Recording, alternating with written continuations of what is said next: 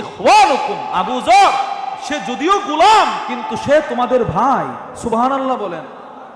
জাআলাহুমুল্লাহু তাহতা আইদিকুম, আজকে তারে গোলাম যেই রব বানাইছে ওই রবই তোমারে মালিক বানাইছে। 2 দিনের মালিকানা পায় তারে গালমন্দ করেছো। আবু যর শোনো, আতইমুহুম মিম্মা তাকুলুন, তুমি যা খাইবা তারে তা খাওয়াইবা, ওয়া আলবিসুহুম মিম্মা তালবাসুন, তোমরা যা পরিধান করবা গোলামটারে সেটা পরিধান করাইবা। আমরা ছিলাম এক জাহিলি যুগের মানুষ, বর্বর যুগের মানুষ, অসভ্য জাতি, মূর্খ জাতি। আচ্ছা তো কি হলো বলো? এবার সাহাবী বলে, না'বুদুল আসনাম, আমরা মূর্তি পুজো করতাম। নাউজুবিল্লাহ বলবেন না। ওয়া নাকতাউল আরহাম, আত্মীয়তার বন্ধন ছিন্ন করতাম। আর কি করতে? ওয়া নাতিল ফাওয়াহিশ, যত ধরনের খারাপ কাজ পৃথিবীতে থাকতে পারে সব আরবের লোকেরা আমরা করতাম।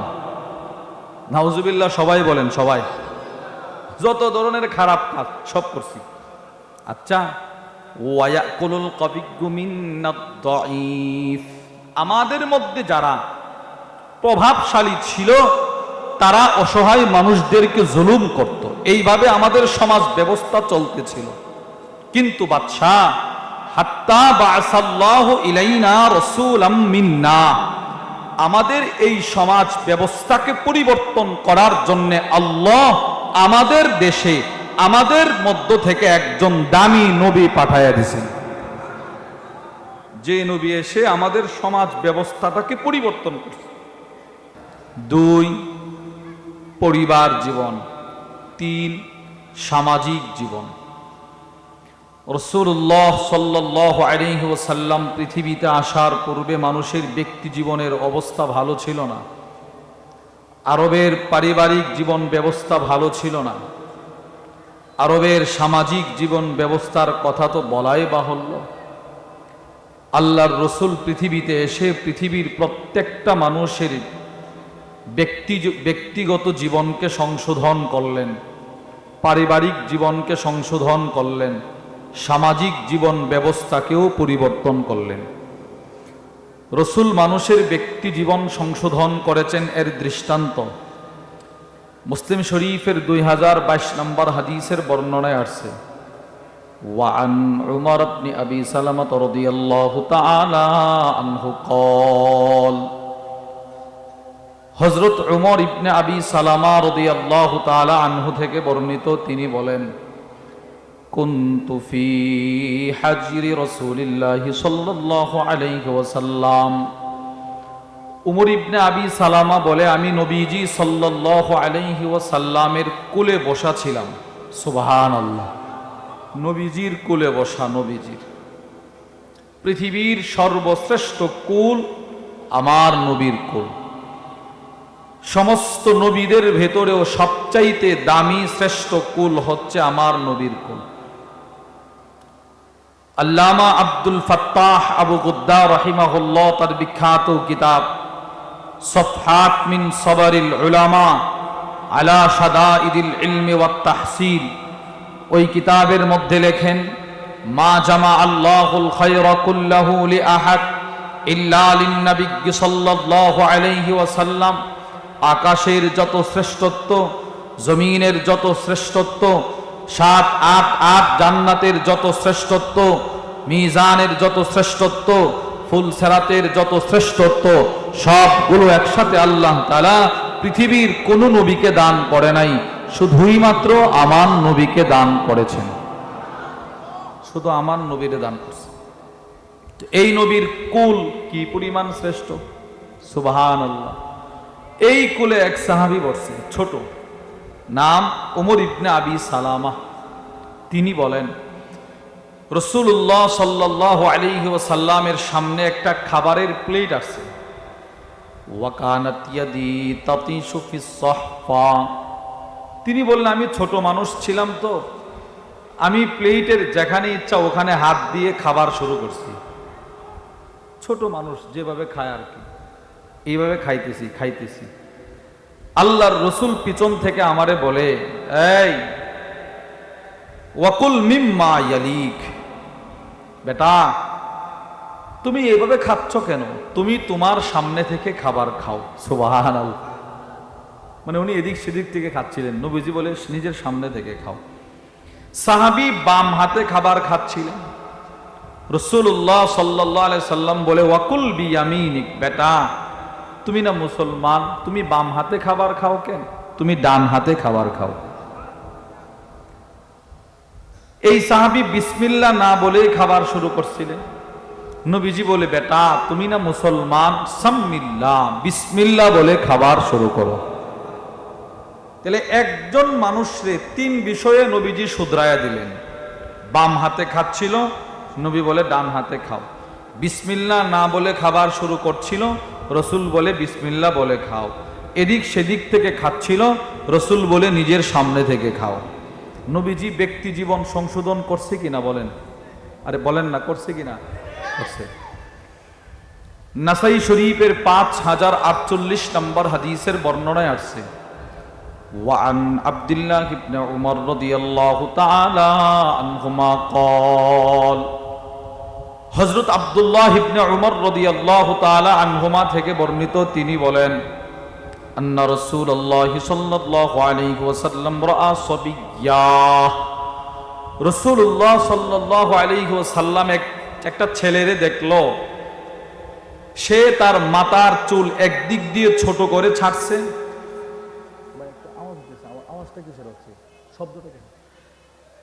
একদিক দিয়ে চুল ছোট করে ছাড়তেছে, আরেক দিক দিয়ে বড়, মানে এই দিক দিয়ে অনেক ছোট, এই দিক দিয়ে বড়। এই চুল ছাটার পর সে নবীজির সামনে পড়ে গেছে। নবীজি বলে বেটা তুমি না মুসলমান, এই ছাট তো মুসলমানের ছাট নয়, এটা তো মুসলমানের চুল কাটার স্টাইল নয়। যদি তুমি চুল ছোট করতে চাও তো তোমার সবগুলো চুল ছোট করো, বড় যদি রাখতে চাও সব বড় রাখো, এইভাবে চুল কাটবা না। এরও নবীজি সংশোধন করে দিলেন। দুইটা হাদিস থেকে আমরা বুঝলাম নবীজি মানুষের ব্যক্তি জীবনকে সংশোধন করেছেন কিনা বলেন? দুই, পারিবারিক জীবনকে নবীজি সংশোধন করেছেন, ঠিক করেছেন, নির্মাণ করেছেন। আল্লাহর রসুল পৃথিবীতে আসার পূর্বে আরবের পরিবারে একটা দ্বন্দ্ব লেগে থাকতো। কি সেই দ্বন্দ্ব? কোনো পরিবারে কোনো মহিলা যদি কন্যা সন্তান জন্ম দিত তো স্বামী এই স্ত্রীর উপরে জুলুম নির্যাতন শুরু করে দিত, শ্বশুর ওই মহিলার উপরে জুলুম নির্যাতন শুরু করে দিত। রসুল দুনিয়াতে আসলেন, তিরমিজি শরীফের 1913 নম্বর হাদিসের বর্ণনায় আল্লাহর রসুল বলে মানিবতুলিয়া বিশাইইম মিনাল বানাত ফাসাবারা আলাইহিন্না কুন্না লাহু হিজাবাম মিনান নার। শোনো, আজকে কন্যা সন্তানের জন্য স্ত্রীকে আঘাত করো, আমি নবী বলে দিচ্ছি যাকে আল্লাহ একটা কন্যা সন্তান দিয়ে পরীক্ষায় ফেলে, সে যদি ওই কন্যা সন্তানটাকে দ্বীনের ভিতরে রাইখা লালন পালন করতে পারে, ওই মেয়েটাই তাকে আল্লাহর জান্নাতে নিয়ে যাবে। এটা বলার পরে আরবের সমাজ পরিবার থেকে কন্যা সন্তানের কারণে যে ঝগড়া লেগে থাকতো এটা দূরে চলে গেছে। 3 নাম্বার, রাসূলুল্লাহ সাল্লাল্লাহু আলাইহি ওয়াসাল্লাম পৃথিবীতে আসার পূর্বে আরবের সমাজ ব্যবস্থা ভালো ছিল না। আম্মাজান উম্মে সালামা রাদিয়াল্লাহু তাআলা আনহা, জগৎ বিখ্যাত আলেম আল্লামা আবু আব্দুর রহমান আল ওয়াদিঈ রাহিমাহুল্লাহ তার বিখ্যাত হাদিসের কিতাব আস-সহিহুল মুসনাদ মিম্মা লাইসা ফিস সহিহাইন, ওই কিতাবের মধ্যে নিয়ে আসছে 1651 নম্বর হাদিসের বর্ণনা। আম্মাজান উম্মে সালামা বলে আমরা যখন হাবশায় গেলাম হিজরত করে, হাবশার বাদশাহ নাজাশি আমাদেরকে ডাকালেন, আমরা বাদশার দরবারে গেলাম।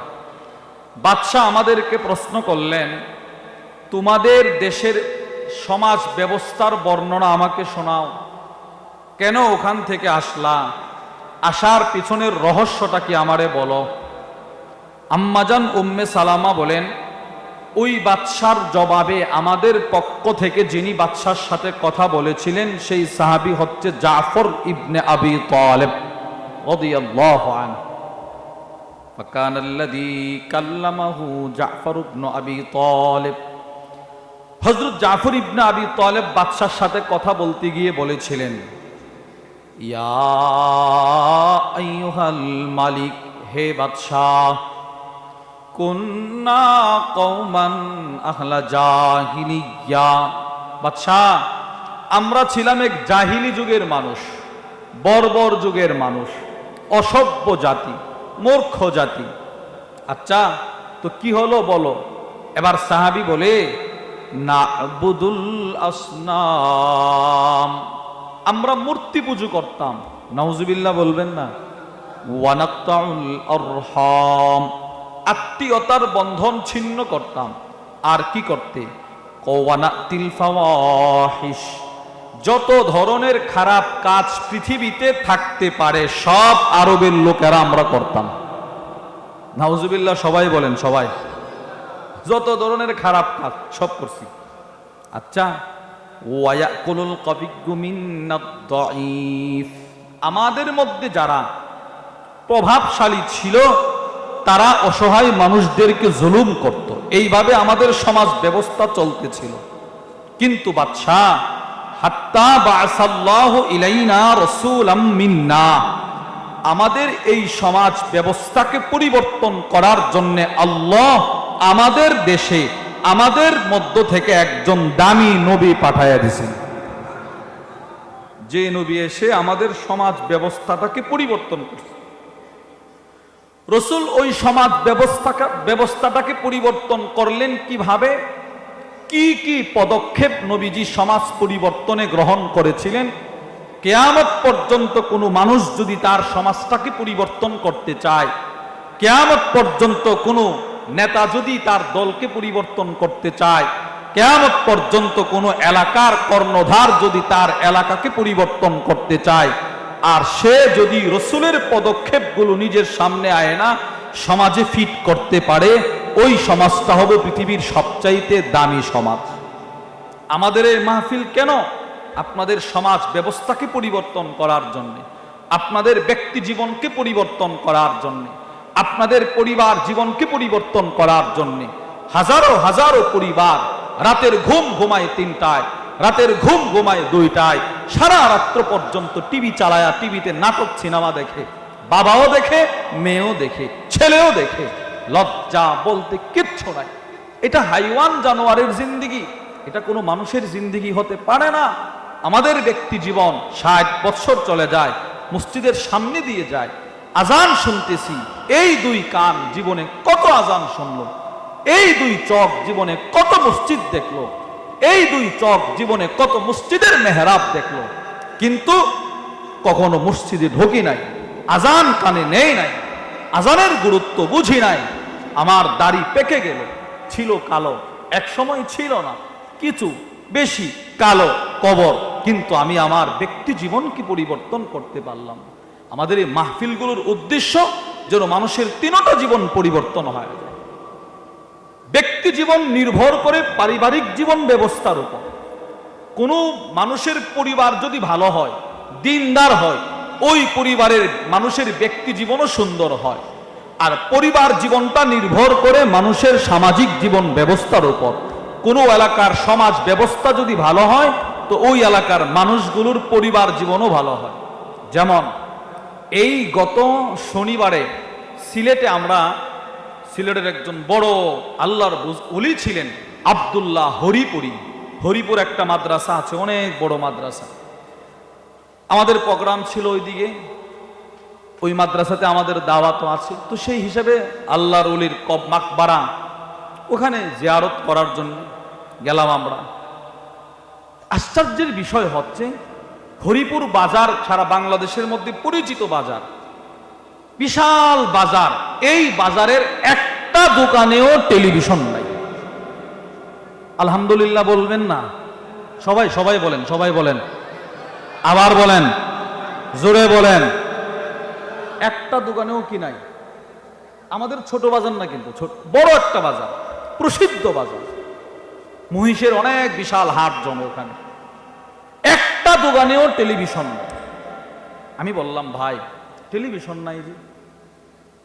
তো আমাদের একজন সাথী ছিলেন, আমাদের সফর সঙ্গী মাওলানা হাফেজ আব্দুর রশিদ ভাই। উনি বললেন, ভাই হুজুর থাকতেই সমাজটাকে এমন ভাবে পরিবর্তন করছে, মহিলাগুলো পর্দার সাথে চলে, টেলিভিশনের গানের আওয়াজ শুধু বাজারে না, পুরো এলাকা থেকেও চালাইতে পারে না। কোন দোকানে যদি কোনোদিন টিভির আওয়াজ শুনছে এই দোকান, সবাই মিলে এই দোকানদারকে উঠায় দেয়।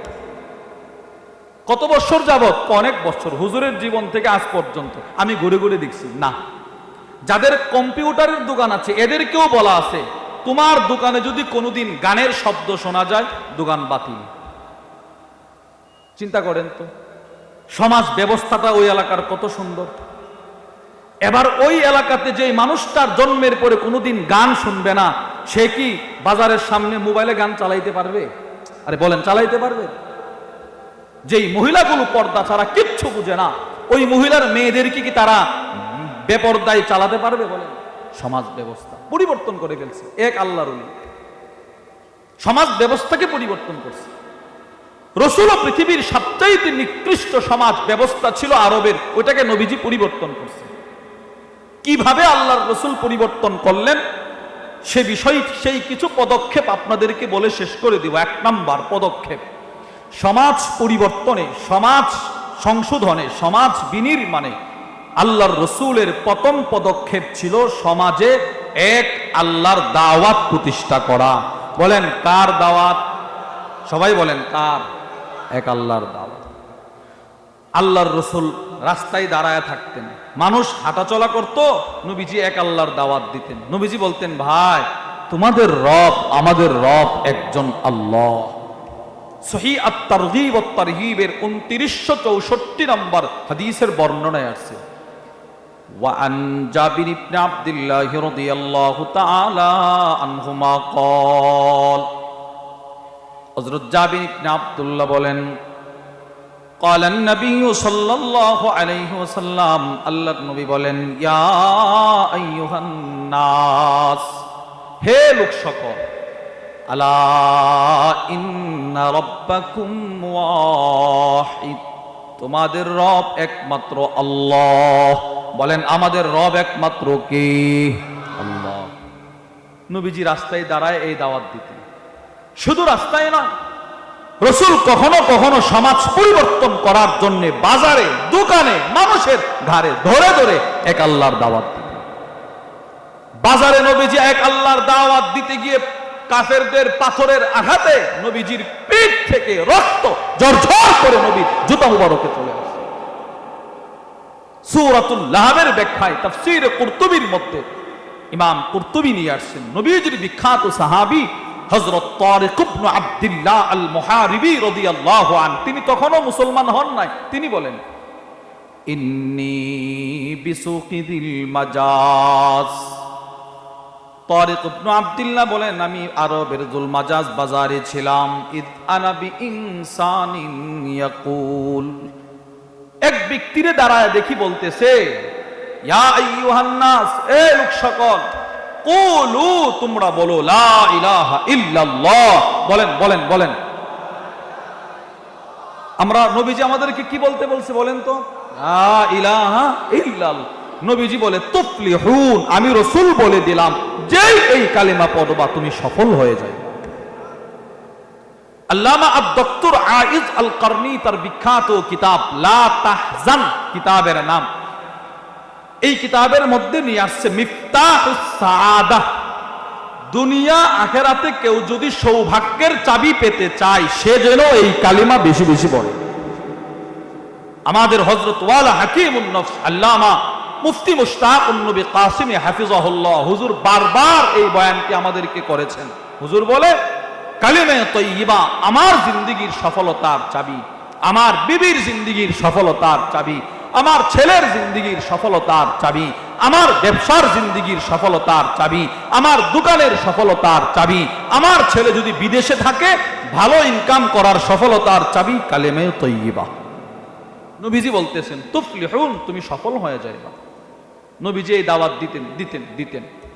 হযরত তারিক ইবনে আব্দুল্লাহ আল মুহারিবি বলেন, ওয়ারাজুলুন খালফাহু ইয়ামশি, নবীজি এক আল্লাহর দাওয়াত দেন, পিছন থেকে একটা লোক বড় বড় পাথর নিয়ে নিয়ে নবীজির পিঠে ঢিল মারতেছে।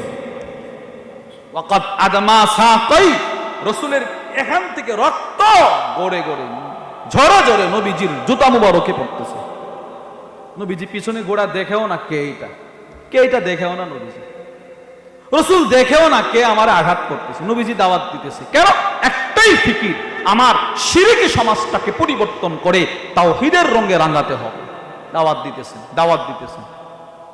এই যে বাজারে নবী কিছু দাওয়াত দিলেন, কিছু কিছু মানুষের অন্তরে এক আল্লাহর বিশ্বাস ঢুকতে শুরু করে দিল। সুবহানাল্লাহ। দৃষ্টান্ত শুনেন, তিরমিজি শরীফের 3483 নম্বর হাদিসের বর্ণনায় আসছে, হযরত ইমরান ইবনে হুসাইন রাদিয়াল্লাহু তাআলা আনহু বলেন, নবীজির এই সাহাবী ইমরান অনেক দামি সাহাবী, এতটাই দামি সাহাবী, ইমাম আবু দাউদ রাহিমাহুল্লাহ লিখেন, ইন্নাল মালাইকা তুসাল্লিমু আলা ইমরান ইবনে হুসাইন। ইমরান ইবনে হুসাইন এত দামি সাহাবী, যাকে সরাসরি ফেরেশতারা সালাম দিত।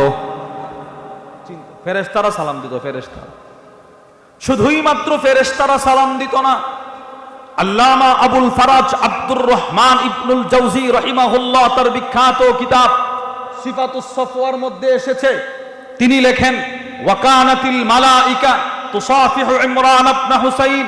ফেরেশতারা শুধুই মাত্র ওনাকে সালাম দিত না, কখনো কখনো ফেরেশতারা এসে ওনার সাথে সরাসরি মুসাফা করত।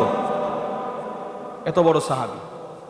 এই সাহাবী, তার বাবার নাম হুসাইন, সয়দ দিয়ে হুসাইন। এই সাহাবীর বাবার ইসলাম ধর্ম গ্রহণের ঘটনাটা তিনি বর্ণনা করেন। তিনি বলেন, ক্বালান নবী সাল্লাল্লাহু আলাইহি ওয়াসাল্লাম লি আবি, আল্লাহর রাসূল একদিন আমার বাবাকে বললেন, ইয়া হুসাইন, হে হুসাইন। কি? তখন আমার বাবা কালিমা পড়ে মুসলমান হন নাই। আল্লাহর রাসূল বললেন, কাম তা'বুদুল ইয়াউমা ইলাহা, ও হুসাইন, তুমি প্রতিদিন কতজন প্রভুর ইবাদত করো? প্রতিদিন কয়জনের ইবাদত করো? হুসাইন বলে, সাবা, 7 জনের ইবাদত করি। নাউজুবিল্লাহ বলেন, সবাই বলেন না নাউজুবিল্লাহ। আচ্ছা, আমরা কি 7 জনের ইবাদত করি না একজনের? তিনি কে? সবাই বলেন, তিনি কে? আল্লাহ। রাসূল বললেন, আচ্ছা 360 থেকে কই মাত্র 7 জনে আসছে। এবার নবীজি বলে, আচ্ছা। আবার হুসাইন বলে, সিত্তান ফিল আরদ, আমার 6 জন প্রভু হচ্ছে জমিনে, ওয়া ওয়াহিদান ফিস সামা, একজন হচ্ছে আকাশে। 6 জন জমিনে, একজন আকাশে, এই মোট 7 জন। নবীজি বললেন, আইয়ুহুম তাউদ্দু লিরাগবাতিকা ওয়া রাহবাতিক। হুসাইন, 6 জনের কাছে তোমার চাওয়া পাওয়া বেশি না একজনের কাছে চাওয়া পাওয়া বেশি? হুসাইন বলে, 6 জনের কাছে আমার চাওয়া পাওয়া নাই, একজনের কাছে আমার চাওয়া পাওয়া বেশি। সুবহানাল্লাহ বলেন না। কার কাছে? আল্লাযী ফিস সামা, যিনি আকাশে, তার কাছে আমার সব চাওয়া পাওয়া। নবীজি বুঝছে না, ওই যে বাজারে ঘুরে ঘুরে দাওয়াত দিছি, কিছুটা প্রভাব ভিতরে গেছে। এবার নবীজি বলে, আমা ইন্নাকা লাউ আসলামতা, ও হুসাইন, তুমি যদি এই মুহূর্তে কালিমা পড়ে মুসলমান হয়ে যাও, আমি নবী তোমাকে এমন 2টা কালিমা শিখায় দেব, যে 2টা কালিমা তোমাকে সোজা আল্লাহর জান্নাতে নিয়ে যাবে। ফালাম্মা আসলামা, তিনি কালিমা পড়ে মুসলমান হয়ে গেলেন। নবীর কাছে গিয়ে বলে, 2টা কালিমা শিখান। নবীজি শিখায়া দিলেন। আপনারাও বলেন আল্লাহুম্মা, সবাই বলেন আল্লাহুম্মা আলহিমনি রুশদি ওয়া আইদনি মিন শাররি নাফসি। নবীজি বলেন, এই 2টা কালিমা কিয়ামত পর্যন্ত যত মানুষ পড়বে, এদের দুনিয়ারও উপকার পৌঁছাবে, পরকালে জান্নাতে নিয়ে যাবে। পড়তে পারবো না ইনশাআল্লাহ? বলেন না ইনশাআল্লাহ। তাহলে রাসূলুল্লাহ সাল্লাল্লাহু আলাইহি ওয়াসাল্লাম সমাজ পরিবর্তন করতে গিয়ে নবীজির প্রথম পদক্ষেপ ছিল সমাজে এক আল্লাহর দাওয়াত প্রতিষ্ঠা করা। বলেন, সমাজে কার দাওয়াত প্রতিষ্ঠা করা? এক আল্লাহর। 2 নাম্বার, সমাজ পরিবর্তনে রাসূলের দ্বিতীয় পদক্ষেপ সমাজ থেকে বৈষম্য দূর করা, তারতম্য দূর করা। আমি বড়, সে ছোট, সে আমার লোক, সে আমার লোক না, এই স্বজনপ্রীতি, বৈষম্য দূর করা নবীজির দ্বিতীয় পদক্ষেপ ছিল। এজন্য আল্লাহর রাসূল তিরমিজি শরীফের 3270 নম্বর হাদিসের বর্ণনায় আসছে, নবীজি একটা ভাষণ দিলেন। ওয়ান আব্দুল্লাহ ইবনে উমর রাদিয়াল্লাহু তাআলা আনহুমা قال, আব্দুল্লাহ ইবনে উমর বলেন, আন্না রাসূলুল্লাহ সাল্লাল্লাহু আলাইহি ওয়াসাল্লাম খাতাবান নাস ইয়াউমা ফাতহি মক্কা, নবীজি একদিন মক্কা বিজয়ের দিন নবীজি দ্বারা একটা ভাষণ দিলেন। কি ভাষণ? আল্লাহর রাসূল বলে, ইয়া আইয়ুহান নাস, ও লোক সকল, কি? ইন্নাল্লাহা ক্বাদ আযহাবা আনকুম উবিয়াতাল জাহিলিয়্যা, আল্লাহ তাআলা তোমাদের উপর থেকে জাহিলি যুগের স্বভাব চরিত্র দূর করেছেন। সুবহানাল্লাহ। সুতরাং আর জাহিলি যুগের স্বভাব চরিত্র চলবে না, আমি রাসূল নিষেধ করে দিলাম। এবার নবীজি বলে, ফান্নাসু রাজুলান, আজ থেকে সমস্ত মানুষ দুই ভাগে বিভক্ত, এছাড়া আর কোনো তারতম্য বৈষম্য থাকতে পারে না। দুই ভাগে বিভক্ত, রাজুলুন বাররুন তাকিয়ুন কারীমুন আলাল্লাহ, একদল মানুষ জান্নাতি, একদল মানুষ মুত্তাকি, একদল মানুষ সম্মানী, আর দ্বিতীয় দল হচ্ছে রাজুলুন শাকিয়ুন হাইয়িনুন আলাল্লাহ, আরেক দল হচ্ছে হতভাগা জাহান্নামী। নাউজুবিল্লাহ বলেন। তাহলে মানুষ কই ভাগে বিভক্ত? জান্নাতি জাহান্নামী। বলেন জান্নাতি। এরপরে নবীজি বলে, ওয়ান নাসু বানু আদম, সমস্ত মানুষ আদমের সন্তান। ওয়া খালাকাল্লাহু আদামা মিন তুরাব, আর আল্লাহ আদমরে মাটি থেকে সৃষ্টি করছে। সুতরাং তোমরা একই বাবার সন্তান, তোমাদের মধ্যে যেন কোনো বৈষম্য না থাকে। নবীজি নসিহত করলেন। রাসূল আরো স্পষ্ট করে বলেন, সহিহ আত-তারগীব ওয়াত তারহিবের 2964 নম্বর হাদিসের বর্ণনায় আসছে, নবীজি বলেন, লা ফাদলা লি আরাবিয়্যিন আলা আজামিয়্যিন, আরবদের কোনো শ্রেষ্ঠত্ব নাই অনারবীদের উপর, অনারবীদেরও কোনো শ্রেষ্ঠত্ব নাই আরবীদের উপর, গোলামের কোনো শ্রেষ্ঠত্ব নাই মুনিবের উপর, মানুষ হিসেবে মুনিবের কোনো শ্রেষ্ঠত্ব নাই গোলামের উপর, রক্ত মাংসে মানুষ হিসেবে দোকানদারের কোনো শ্রেষ্ঠত্ব নাই তার কর্মচারীর উপর, কর্মচারীর কোনো শ্রেষ্ঠত্ব নাই তার দোকানদারের উপর। নবীজি বলে গেছে।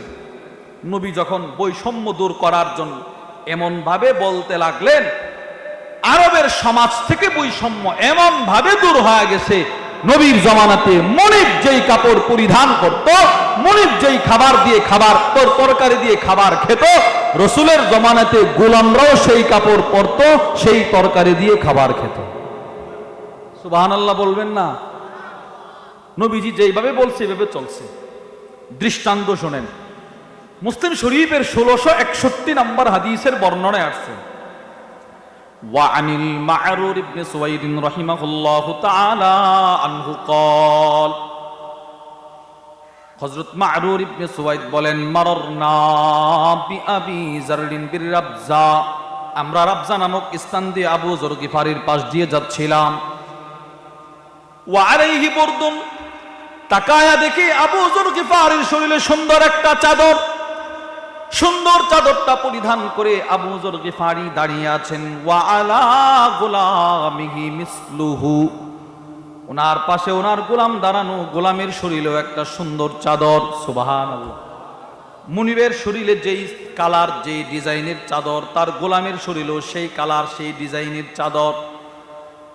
হযরত আবু যর গিফারির দেখা মারুর বলে আমরা বললাম, ইয়া আবা যর, হে আবু যর, লাউ জামাতা বাইনাহুমা কানাত হুল্লা, আপনার উপরের চাদরটা অনেক সুন্দর, নিচেরটা ভালো না, কিন্তু আপনার উপরের চাদরের মতো সেম চাদর গোলামের শরীরে। এক কাজ করেন, কি, গোলামের চাদরটা নিয়ে আসেন, নিচে পড়েন, তাহলে উভয়টা চাদর এক দেখা যাবে, একটা সেট বোঝা যাবে। বুঝেন নাই? এই মানে চাদর উপরে যেটা দিছে ওইটা অনেক সুন্দর, উপরের চাদরটা সেম গোলামের শরীরেও আছে।